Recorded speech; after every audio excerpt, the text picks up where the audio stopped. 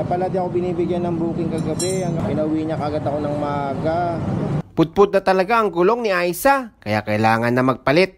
Pero bago ang lahat, hayaan nyo muna ako mag-intro at ikwento ko sa inyo ang lahat ng ganap.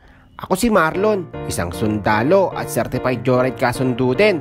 Tulad mo, hindi ako mayaman, kaya patuloy na dumidiskarte ng marangal.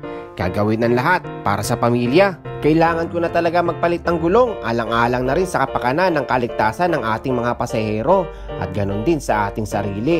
Palagi kasi may naghihintay sa atin sa pag-uwi, yun ay ang ating pamilya. Ang bilis talaga magpalit ng gulong nila kuya at pulido rin ang pagkakadali. Kaya shoutout sa inyo, salamat sa magandang serbisyo. Alas 6 pa lang ng gabi kaya sakto lang. 6 na oras na biyahe mula alas 6 hanggang alas 12 ng madaling araw. May pasok pa kasi ako kinabukasan. Magandang ang buena mano sa unang pasahero. 85 pesos lang kasi ang pamasahe niya. Binigyan niya ako ng 150. Kaya pila-pil ko talaga ang saya ni Aiza kasi bago ang gulong niya. Ganun daw talaga pag marunong kang mag-alaga, aalagaan ka rin niya.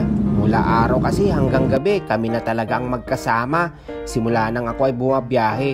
Kaya solid talaga ang samahan namin ni Aiza. Kaya nga si Mrs. nagsiselos na. Kaya sa Wespa tuloy ang punta niya. Joke lang, love you, mwah mwah. Kaya nagtuloy-tuloy na talaga ang gabi na punong-puno ng swerte. May tip na naman kasi 50 pesos ang pamasahe, 100 pesos ang binigay. Salamat ulit ate. At syempre, hindi mawawala ang concern natin sa ating mga pasahero. At syempre, gumana naman ang mga teknik para maraming tip. Ang ganda ni Ma'am. Ang ganda ni Ma'am.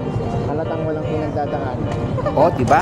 Gumana, 60, naging 100 ulit. Salamat sa'yo ulit ate. Galante yan si Ma'am, oh. Hindi ba sabol ka yan? Kita mo, 100 yung binigay niya. Ay, cute na chain. Sarap na kasama ng mga ganitong pasero. Parang 30 pesos na lang. 30 pesos na lang? 30 pesos ako patuloy yung nalugi. Nakakabilib din talaga ang mga tulad nila. Kasi pagkatapos kung may hatid sila ng ligtas, meron silang sukli gaya nito. Mama, sa akin talaga yan? O, sa'yo talaga yan. Hindi. Thank you. Okay. Hindi. Kaya ako. Ilan ba yan? Salamat. Sige pa, salamat. Salamat dito, Mama.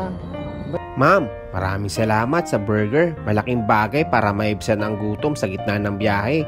At pagkatapos nga nito, dahan-dahan na ako umuwi. Kaya hanggang dito na lang. Salamat sa pagsasama. Hanggang sa muli.